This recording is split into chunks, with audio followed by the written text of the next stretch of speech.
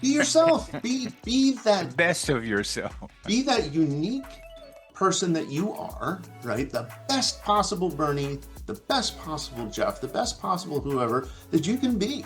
Focus there, right?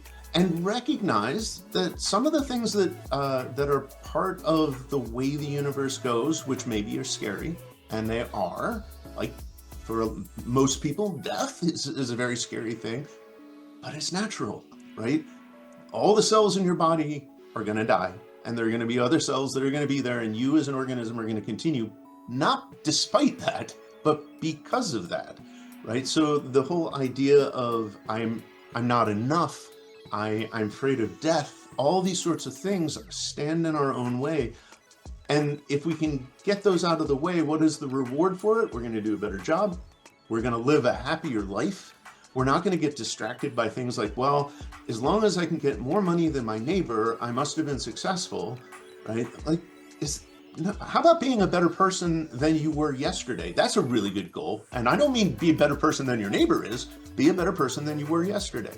Be a kinder, more sympathetic, more, add joy to life. Those kinds of things will actually make a huge difference. Scientifically, if you look at what has happened when people have positive attitudes, there have been studies that show that it changes the world around them, even in ways that don't seem to be causally explainable, right? The examples of groups of people who go and meditate in a particular city and all of a sudden violent crime rates fall. It doesn't have to have some cause and effect, obvious logical connection. First of all, because it's not just a one-way street, right? It's not just entropy. It's entropy and syntropy. We're driven from the past, we're pulled from the future. It's all tied together in this dance. And I think if we can change the way people view themselves and what they consider to be important, that's going to change everything.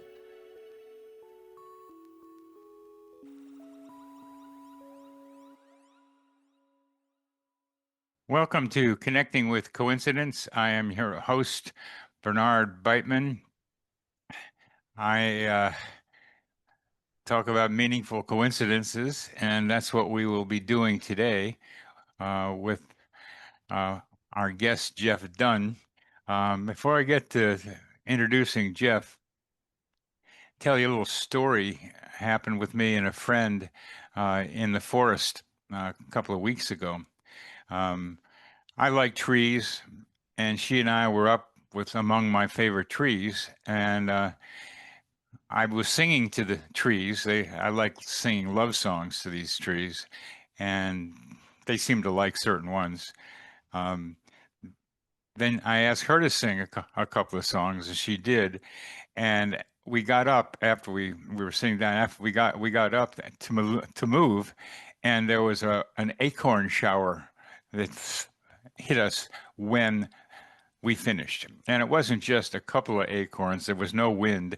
The shower continued for about 30 seconds or longer, and it was quite an experience to see that. And we both thought maybe what's going on here is they were applauding us, is what we thought. And I like to ask different people what they thought might have happened, and what it shows is that each of us has different views of what reality is. We have different ways of explaining things. And our guest today has some relatively unique ways of explaining things, don't you, Jeff, about stuff? So they tell me. So they tell you. Well, I'll tell you too. And we're going to get to that after I tell you a little bit more about Jeff. He's president of the International Consciousness Research Laboratory, a charitable research organization established to build upon the foundation laid through the research of the PAIR Laboratory, the Princeton Engineering Anomalies Research Laboratory. He's also chief scientist and researcher in data science and AI at the Johns Hopkins University, where he augments his focus on consciousness with skills in a wide range of technical disciplines, man, from signal processing and acoustics to data fusion and one of my favorite, linguistics. Jeff is also an award-winning author and playwright. He has a lovely book called Nexus, in which it's a novel in which he weaves together the scientific and spiritual to introduce the principle of syntropy. Now, that's not the same, that's the other side of entropy. And we'll get into syntropy of things coming together rather than separating. That's an important idea that is likely to be happening in this world and is part of what we need to consider as we also think about the future of humanity and of Earth and our living on it. It works for readers of any age and background, showcasing the importance of finding balance at every scale, personal, societal, and global, which is the levels that I too am working on. Many other people are.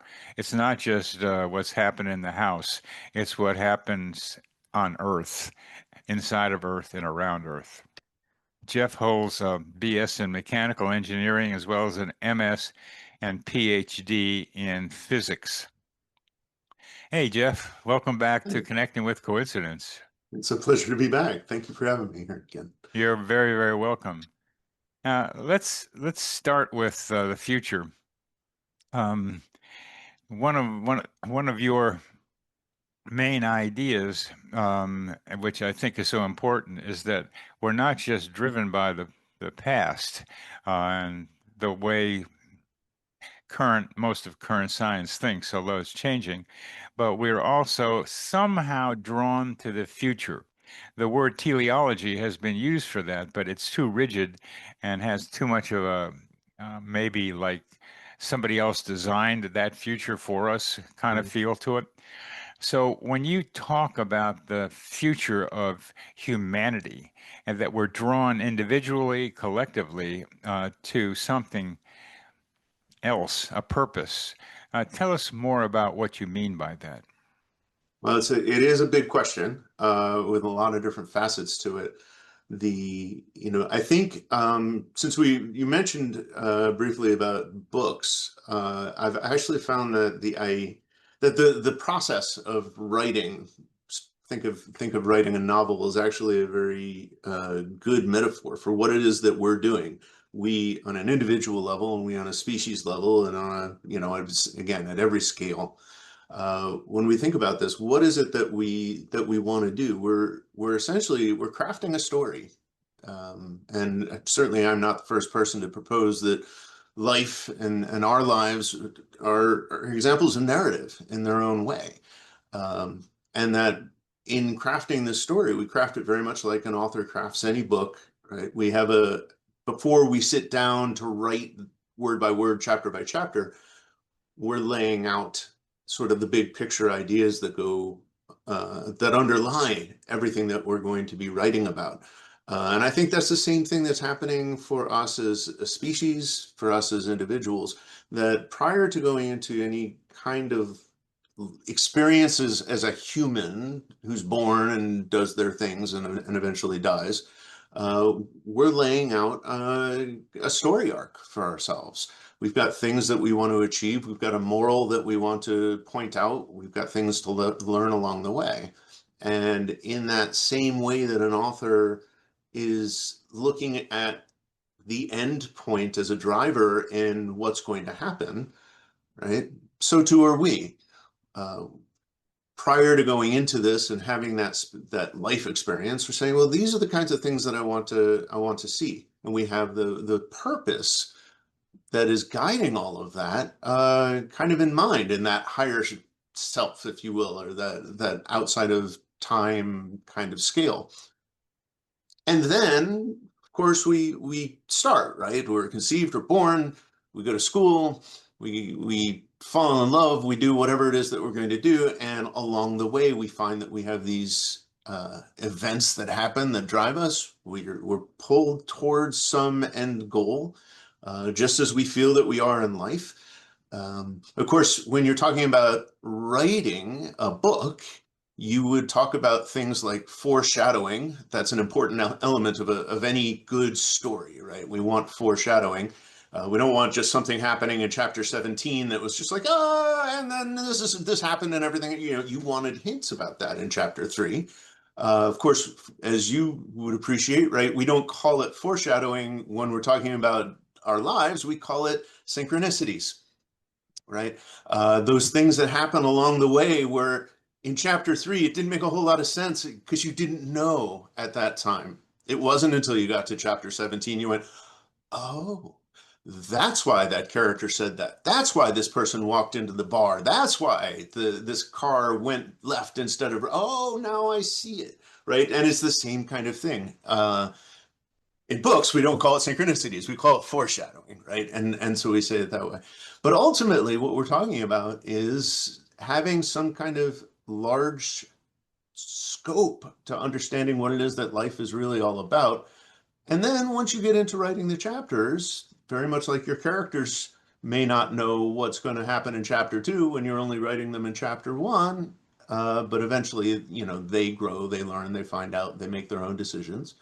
The same way that we do, right? We apply our choices, our free will, if you want, at both a global scale to decide that this is the story that I want to write. I want to live the Jeff Dunne life. I want to live the Bernie Beitman life. I want to live whatever it is. And then at the same time, we also have the little uh, elements of free will that as I'm writing chapter 4, I decided to have eggs this morning instead of toast or whatever it is. And we make our choices in the same way.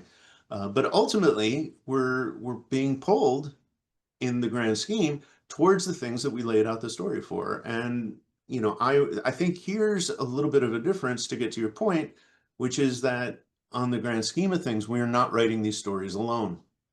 We are writing them in collaboration with everything else in the universe, every other person, every other stone, everything that has its story. These are all interwoven stories, right? And so it's a collaborative writing aspect, and that's where we get that interconnectedness from, that ties it. And it only looks like it has to be cause and effect, or it has to be this, that, or the other when we're tied into the story, when we're in that mindset of time and space. But outside of that, it's a much more natural, fluid kind of. When you get Yes. outside of that, with all the various elements that are contributing to the story, and I'm getting so I prefer movie um, rather than the printed words, since Mm. everything's getting so much more visual anyway, and that people are not everybody can think visually.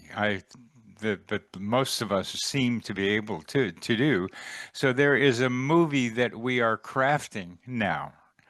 As I'll say, a collective human organism, as humanity, we are we are crafting movies of the future, not just this happened, and to me, this is happening to other people. And right now, there is a lot of doom and gloom about the future of humanity as the world heats up and conflict spreads all over and repression continues to unabated in what people can say or do. And money gets harder as the wealthier get wealthier and other people get poorer. So there's a lot of things that are scaring people into having a despairing future. So a lot of science fiction movies are dystopian Yeah. about negative outcomes. I'm trying to be able to help fashion a myth that or a storyline or myth of movie that's more positive, that has positive outcomes. And like your story and your characters don't know how it's going to come out. We don't know how it's come out. We have the ability, and you know this as an author, as a guy who creates things, that we have some free will that allows us to create a new movie of the future. And Absolutely. I'm wondering how you conceptualize this narrative that could be more positive than the more dominant ones that are out there now? Well, one, the metaphor of the movie is an excellent one as well. And there's some interesting sort of hints, or not hints, but interesting facets of that come into play. For example, the story of a movie is still conceived of long before anybody goes out on set and with cameras and what have you. They have a rough idea of what it is that's going to happen. But at the same time, um, a lot of movies, and it probably potentially all movies, uh, are a mix of what happens in the script writer's mind versus what the actors bring to it versus what the editors and directors and producers ultimately bring to it. By the way, I don't know if you've done movie making. I've dabbled in it, and I can tell you that as much as you would think a director has the firmest grip on what that story is, it's the editor that actually brings it all together and gives it its life. It's not the director, and in many cases, it really far more than the actors, even the editor in the choices that they make do this, right? And so there's an optimism in this that we as actors in this movie are not solely just machines. We do have the ability to craft the way this is going to play out, right? In all the tiny little choices that we make on a day-to-day basis. Uh, you know, I didn't get a response to the text that I sent an hour ago. How are you going to respond to that? How are you going to interpret that? You could jump to the conclusion that, oh my goodness, they're ghosting me. This is terrible. They're ignoring me. You could jump to the conclusion that they're busy, they're doing something else. You could jump to the conclusion that the thing that you sent affected them profoundly and that they need time to digest it, right? You have all of these possible interpretations, and we individually at every moment have the choice to decide how we're going to interpret that. And it's going to drive what we do, and it's going to drive what then comes next, right? Uh, and it changes the way that the story unfolds, the way that the film goes. If we, for example, things are doom and gloom. They really do. I mean, I wake up every day and I'm just like, I can't watch the news. Oh my goodness, I can't watch the news. Like we're gonna argue about elevators now. What happened? I can't understand how the world gets this way. Um, but I've distracted myself with the whole elevator nonsense. Oh, uh, you were talking about our individual reactions influence the future, and then how we can get distracted into doom and gloom. Oh, right. In terms of doom and gloom. But if you think about the way that we tend to gravitate towards stories that we feel are the ones that really are reflective of the way that we see life, that we see the evolution of our species and so forth. Nobody goes to a movie to watch a character who doesn't do anything. Nobody goes to see a movie with a character who doesn't face challenges, right? We don't like that. It's not appealing to us because it doesn't speak to us, I think, in what it is that we're looking And for in as you talk about that part of it, I love the phrase, supposedly Chinese, "No coincidence, no story." yeah. And the So reason I bring that up is because both of us recognize the importance of synchronicity in all these stories. And you do too. It just says synchronicity presaging or foreshadowing the future. And sometimes you don't know what these coincidences might mean. So I greatly respect how you're saying the director doesn't have that much to do with it. The editor ends up at the cutting board about what shows up. The yeah. scriptwriter is the one that starts the whole thing. You got to have an idea about what's going on, not all the time, but a lot of the times. So I'm thinking like you, and we're both writers, that we can develop a script for this new myth for humanity. And you're emphasizing the individual actions as collectively gathering to create the future. That's a key part of what I hear you're saying. And a lot of that has to do with the mindset that we have. Yes. Most stories have a moment where the protagonist feels that there is no way out, right? It's doom and it's gloom and it's impossible. And what makes the difference is they don't stop. They don't give up, right? That's what happens to the heroes in the story. What makes the person a hero in the story is they don't go up. Well, it was a good run, but it looks like Sauron's got the That's best right. of us. We might as well just let the orcs in. Nobody does that, right? You say, look, this looks horrible and insurmountable, and yet I'm going to keep fighting. I'm going to keep fighting for what I believe it. I want the Well, world to look like. that's part of the problem now, Jeff. A lot of people are giving up. Yeah, well, and so we need So to. what makes the character I used to go to Flash Gordon serials when I went to the movies when I was in elementary school.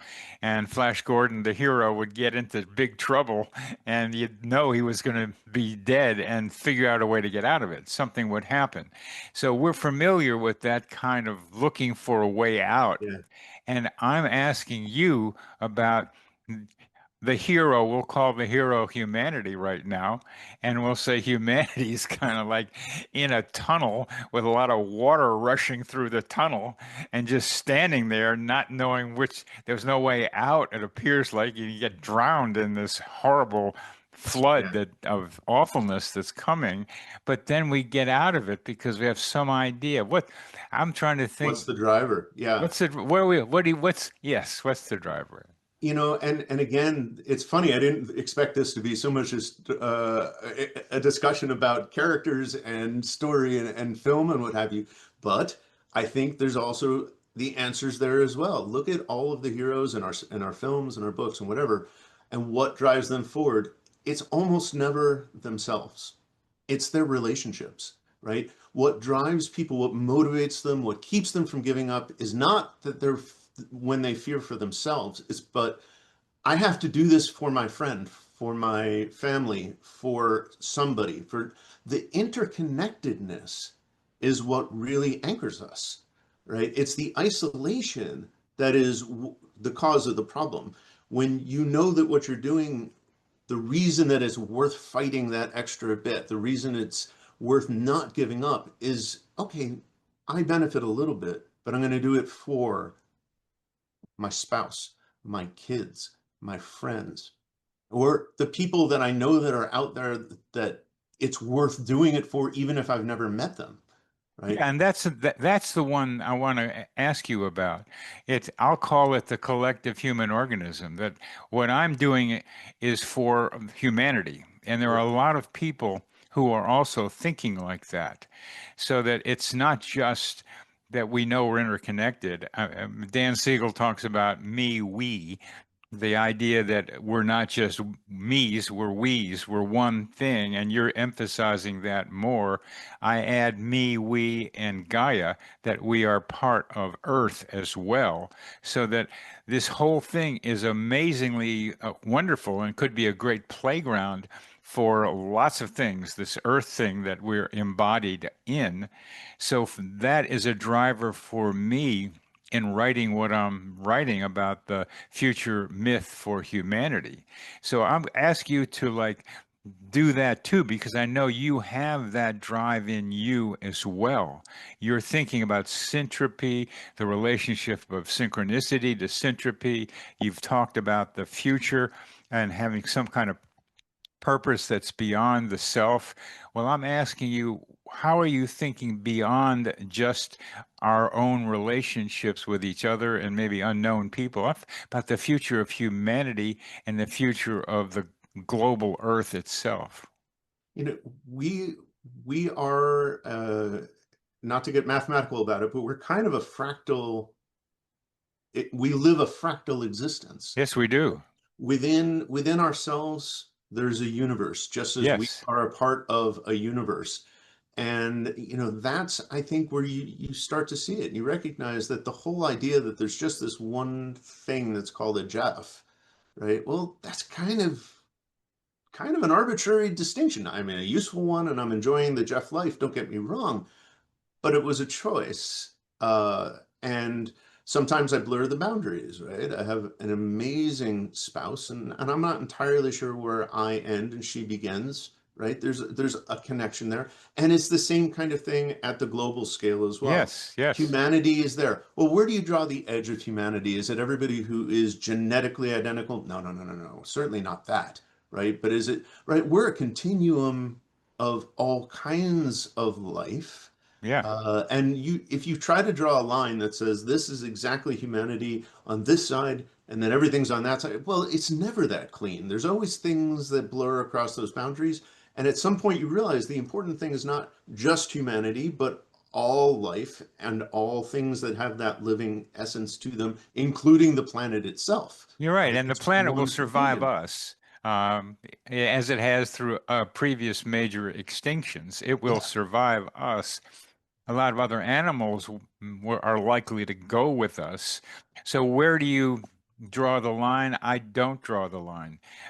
It's all living things, and yeah, each of us has connections to different aspects of living things. I have connection with trees, and those trees are part of my understanding of nature and my relationship to nature. Other people have other connections. I know guys who do butterflies and yeah, uh, all kinds of other aspects that they resonate with. So the uniqueness of each of us is important, but each of us is unique in that there are other people who are like us, and right. not everybody's. So that Yeah, unique thing's fun to play with. But what? Let's say that we accept in a general sense what you just said about all living things, and then how you define living becomes part of the fun of it. Is a rock a living thing, or what's consciousness? And you can get into all of those things, and we can say, I really don't know, but there's a lot of life going on around here, and what we're doing is destroying a bunch of it. So yeah, what what is the movie myth that you are writing in your mind, in your heart, for this conglomeration, which we're not going to draw lines around, called life on Earth, which all kinds of things, but it's there. yeah, There's something called evolution, which is the force that through the green stem drives the flower. yeah, uh, that force that makes us go around the sun and makes our solar system spin around the sun into spirals off into space, and that we're continuing to move. There's movement going on. There's movement in each of us. We've got to keep moving because we are moving. Where are we? We have some ability to shape. That's the weird thing about being human. We have some ability to shape some of that future. And you are a shaper. You are a thinker. You are a visualizer of the future.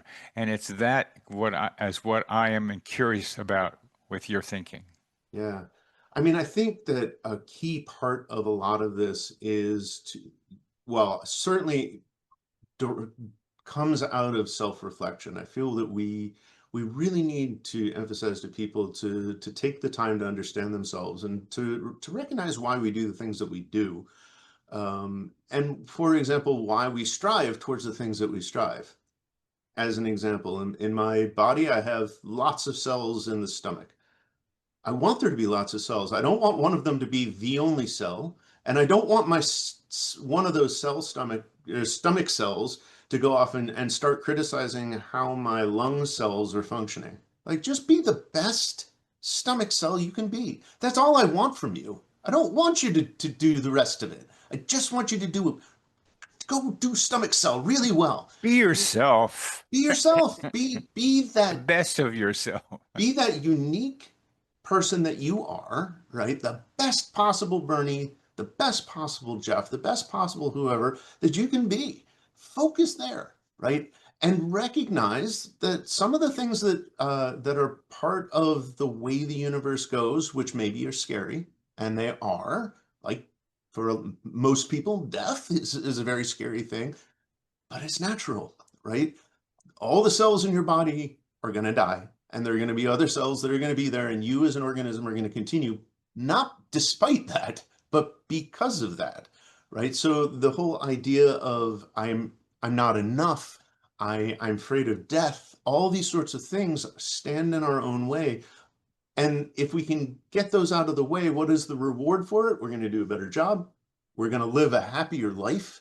We're not going to get distracted by things like, well, as long as I can get more money than my neighbor, I must have been successful, right? Like, is how about being a better person than you were yesterday? That's a really good goal. And I don't mean be a better person than your neighbor is. Be a better person than you were yesterday. Be a kinder, more sympathetic, more, add joy to life. Those kinds of things will actually make a huge difference. Scientifically, if you look at what has happened when people have positive attitudes, there have been studies that show that it changes the world around them, even in ways that don't seem to be causally explainable, right? The examples of groups of people who go and meditate in a particular city and all of a sudden violent crime rates fall.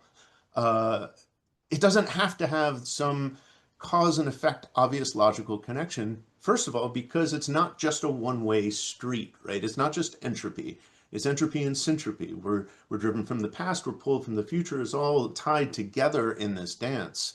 And I think if we can change the way people view themselves and what they consider to be important, that's going to change everything.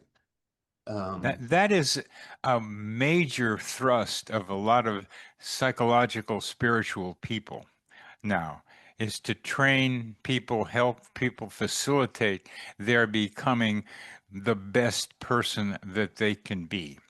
And the idea is just what you are saying, that once you start changing, you will impact those around you in ways that you might not be able to understand or even see, but it will happen. So Yeah. it's kind of a tenet of belief, but it's also a feeling. You almost can feel that that's happening when, if you allow yourself. One of the key things I just heard you say is become more self-aware. Become more self-aware. What does that mean to you to become more self-aware? I think there's probably a lot of different facets of it, but certainly the one that immediately comes to mind, and I think one of the most important, is to understand the reasons that you do the things that you do. We spend a disturbing amount of our lives on autopilot, and that's okay. I'm not saying that we need to be literally in every single thing and ask myself, hey, I picked up a coffee mug. I wonder how I got the muscles in my hand to do this.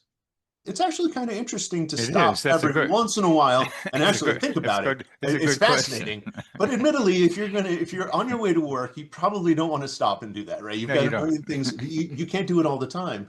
But when you look at the things that you do, the more that you can take stuff off of autopilot, even if just once in a while, and say, how did I do that? Or more importantly, why did I make that choice? Why am I friends with this person? Why am I not attracted to this person? Why don't I resonate with the other person? What is it? Those sort of things.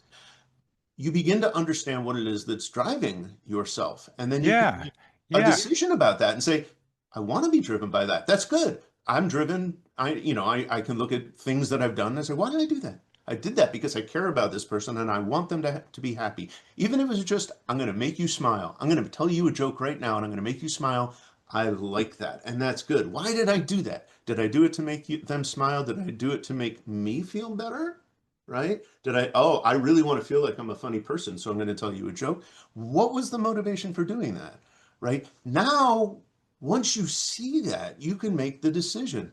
Yeah, I'm okay with that. I'm okay doing Yeah. it for my own reasons. I'm okay doing it because I care about the other person, whatever your choices are. But if you don't ask those questions, then you really have no control, right? And what happens as a result of that, of course, is when you don't have control over yourself, the only thing you can do to make yourself feel better about it is to try to have control over other people. And it's never gonna make you feel good about it, right? You And you're can't, not going to be able to do it very well or you're either. not gonna be able to do it, or you're And gonna do it and it horribly. and And, and they're not going to and, like it. and the world's gonna get really, really ugly because everybody feels like they're Yeah, being you got controlled, to got to which they control. are, right? But it's a substitute for not For- having control over yourself. And if That's you did good. that, That's good. Yesterday I was in a meeting, Jeff, and in the meeting we're supposed to be able to have each other talk and be able to talk sometimes. And we got to a place where two people were talking and they made an agreement they were going to figure out something together. And I had something to add to that. And when I added my comment, that one of the people sharply cut me off. Mm, I mean, sharply cut me off. I can't emphasize that more. And it hurt. It was a physiological response. So in the old days, I would have slugged him back in some form or another.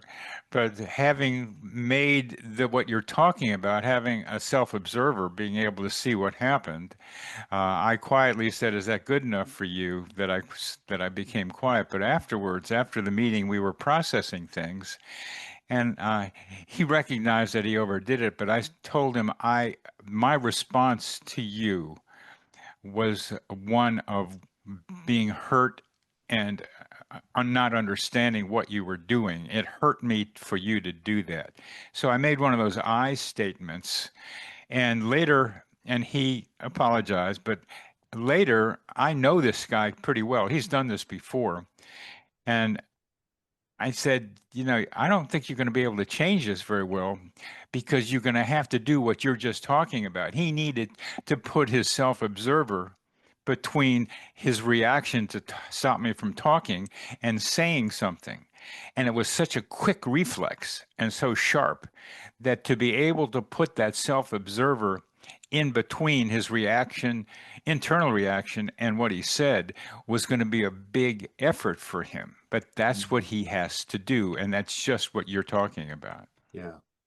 It's an uncomfortable thing for people to do because it's self-control, which we don't feel we're it's tough. People don't want to self-control, and they probably don't because they don't recognize the value to be derived from self-control, right?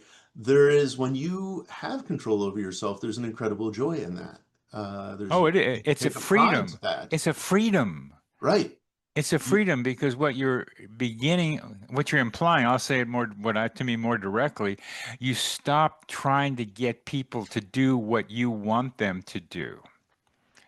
You may offer opportunities or possibilities, but you don't try to coerce them. And it's mhm. in that coercion that you lose, as Yeah. well as there's a popular book now called Let Them Do It." Just let them do it, which is still a little bit of still I'm in control to do it if I'm letting you do it, but it's not trying to control other people, but let them be who they are, and maybe they'll be interested in responding in the way you'd like, and maybe not. And what you are saying, and we keep coming back to this because this looks like a trope of yours, is that being able to be kind and compassionate with others is almost fundamental. It's like you're the atom or molecule of the whole change that you, Jeff Dunn, are seeing is make yourself the better person that you can be today than you were yesterday. So my question then for you, Jeff Dunn, is how do you know what a better person is? I think it it hinges on your ability to stop intellectualizing the question. It's not a question that's well answered in the head, if you will. And I should say in the mind because I'm not like a brain, right? Yeah, right, I that, don't yeah, do that, that and one, that we one. know that. But right, it's not something that is an intellectual conclusion. There isn't a set of Aristotelian logic algorithms that can get you there. It is the kind of question, however, that becomes very easy to answer when you stop the intellectual and you start feeling about what it is that you did. When you look at this and you say, "How do I feel about what I just did, how I just acted, and so forth?" Right? And not placing it in I did this thing, I said that thing, I did the other thing, not being intellectual, but just the feeling of it. And I think that that's the way we have to reach out to this. Anything that we do that turns it into complexity, right? That is, well, we've got to be able to describe it in words. If I can just put it in an algorithm, it's not going to be found there. It's going to be found at the most fundamental levels of what we are before you start building the intellect on top of it. And there, I think you were going to find most people are pretty much in agreement. And the reason that, and not everybody, right? I mean, there are some people for whom being kind to other people is just not in their construction. We've seen a few of those. They're showing up on our television channels and newscasts and whatever. That's fine. There are going to be, but for the most part, people have a lot in common, right? It's the reason that we're able to communicate with each other. You take one human to another human to another human, we're pretty close to identical. We're 99.9% identical, which is great because it allows us to communicate with each other and to share ideas and to do all these things. And we have differences and they're fascinating, right? But more or less, we're very similar beings. And as a consequence, for most of us, we find that we're going to have a very similar thing when we get out of the superficial, which is to say, what our intellect and our systems of logic are telling us, and just get down into the core of what it means. And most people, in my experience, have the same. They want to make other people happy. They Yeah. want to be kind. They want to be compassionate. A few don't, no question, but most do. The And overwhelming majority do. I think, tell me if you think this way yourself, is that we each, in finding the details that you're describing of kindness, compassion, we're connected with each other. We all, each of us, I think, has a purpose, a, a contribution, a mission. I'll call it a job. My job has been, as you know, getting the idea of synchronicity out there into the global consciousness. Each of us has a task, a job we can do. Uh, do you think that's true? And if so, how does one find that purpose?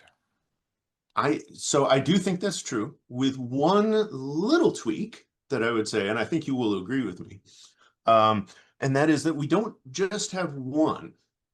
I think we have multiple purposes. And so we've got a lot of different ones that are there. And finding one that feels right in modern society is very challenging because we're often driven to be something that we're told we're supposed to That's be, right. That's right. right? That's right. We don't stop and go, well, what is it that brings me joy? What is it that feels natural for me to do? We go, no, no, no. Was told for the first 18 years of my life that I better be a doctor, a lawyer, a scientist, a this, a that, or the other. And therefore, those are the things that I'm going to measure my success off of. And you know what? Some people were meant to be doctors. My daughter knew from the age of 2 that she was meant to be a zookeeper, and she was a phenomenal zookeeper. And she never, right? And nobody told her, well, you've got to do something Yeah, that's what I'm talking better about. than That's what that. I'm talking about, Jeff.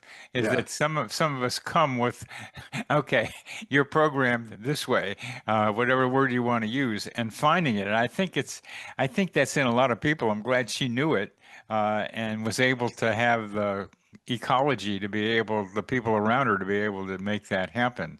That's how does that spread to other people, to that Well, kind of zookeeper idea? so yeah, there's a couple of different things that need to be in place, of which nearly none of them are in today's society, right? One is you have to stop trying to live for other people and live to other people's expectations on you. You've got to stop, have that stillness, that self-awareness to say, what is it that feels right for me? And you have to have a certain measure of safety. Because you can't do this if you are trying to find a way to get out of the rain tonight, and I don't know where I'm going to find some food. What like that's Maslow's hierarchy of needs. You got to know that you've got safety and You got to shelter, eat, right? man. You got to eat.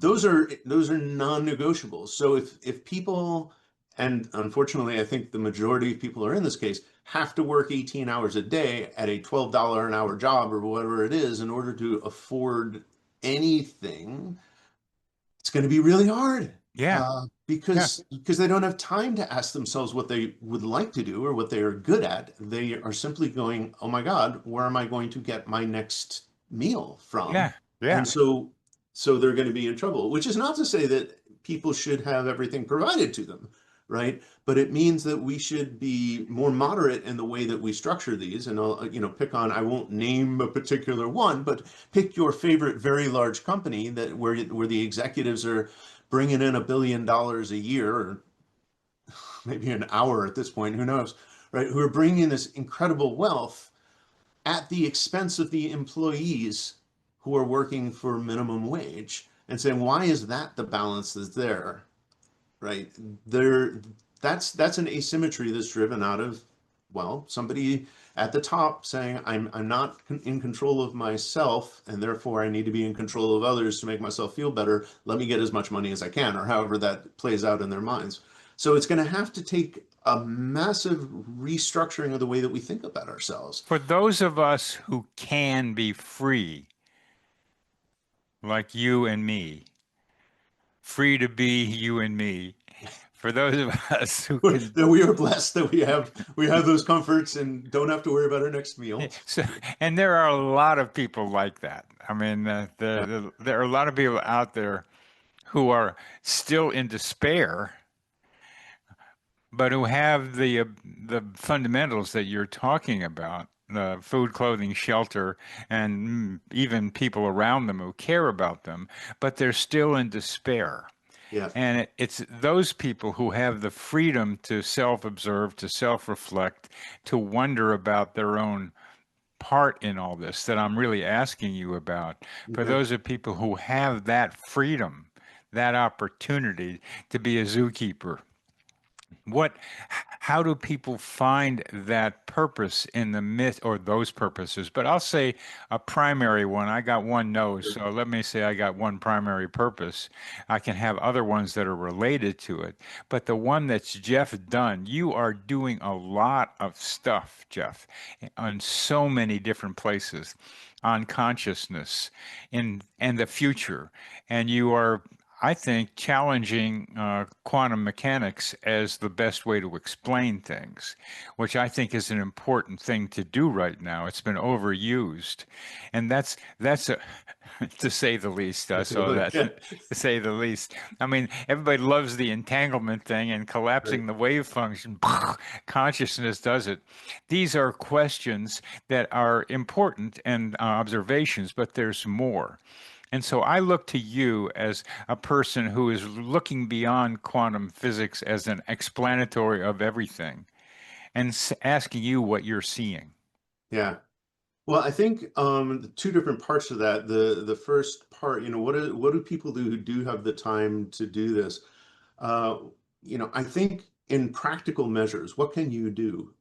Self-awareness, number one, right? Understand what it is that drives you to do the things that you do, and that despair, in most cases, comes from the feeling, even whether it's true or not, but certainly the feeling of isolation, right? So recognizing where our connections are. What is it that we're connected to? Are we connected to the things that we want to be connected to, right? Do I have the skills to have the relationships? And I mean relationships in the broadest sense. Relationships with other people, or relationships with ourselves, relationships with the world, with trees, with everything. Do I have the skills to have the relationships that are going to give me that satisfaction? And if not, recognizing, and I think most people don't, that those skills are completely teachable. They're completely learnable skills. It's not like, well, I just was born with those skills, and you weren't born with those skills. So you don't, I don't have them, and therefore I'm at a loss. No, no, no. They're absolutely learnable skills.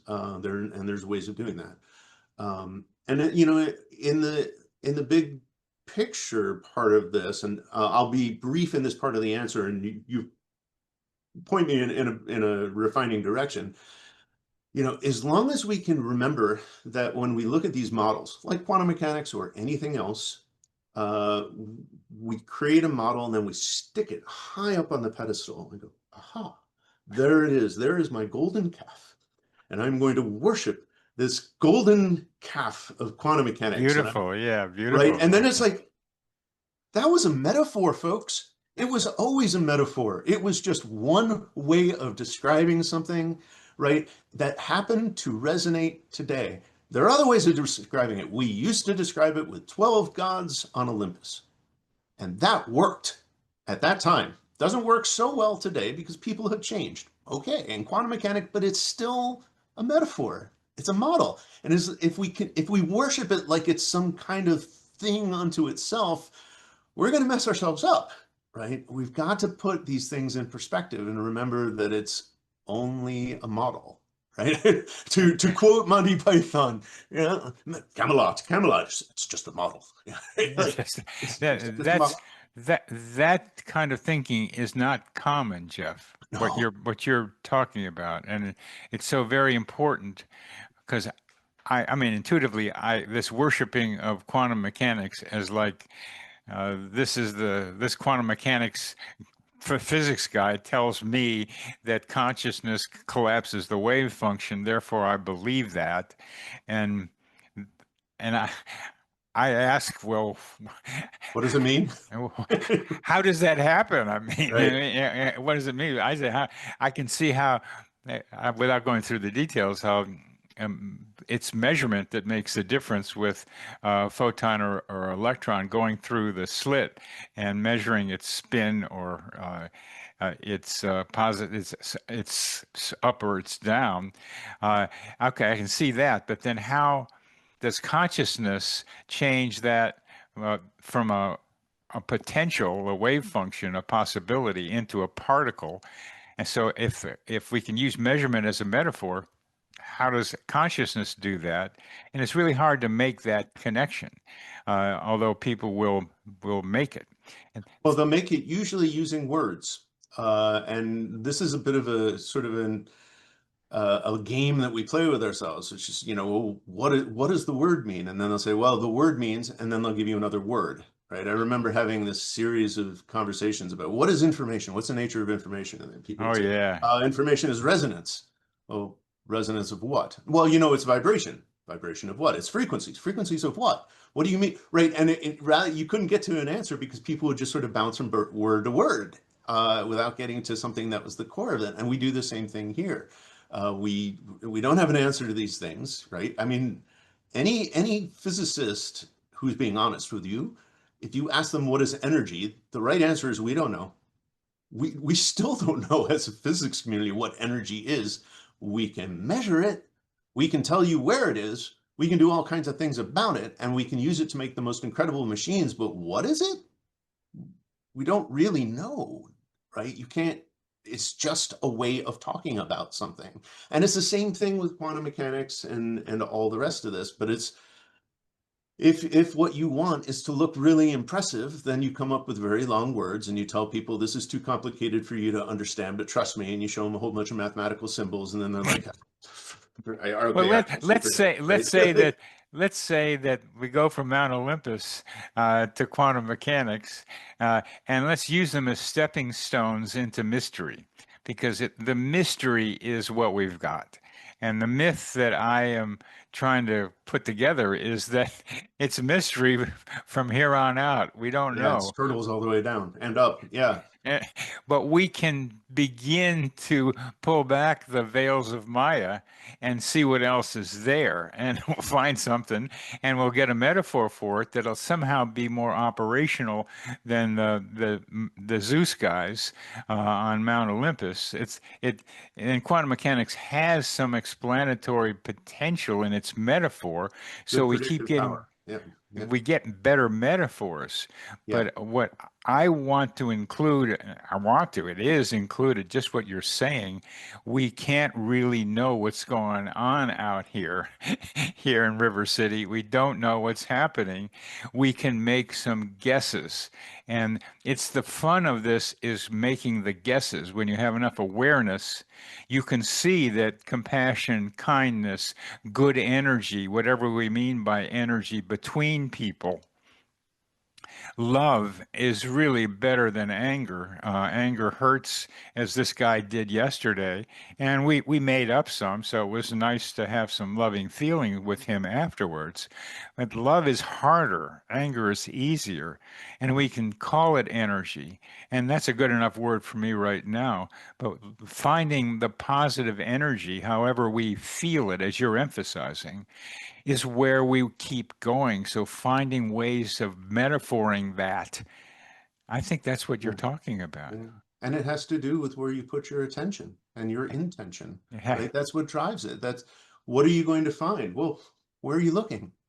Right? I mean, that's you set you if and the more you can be aware of it, the more you can deliberately focus your attention and intention intentionally, right?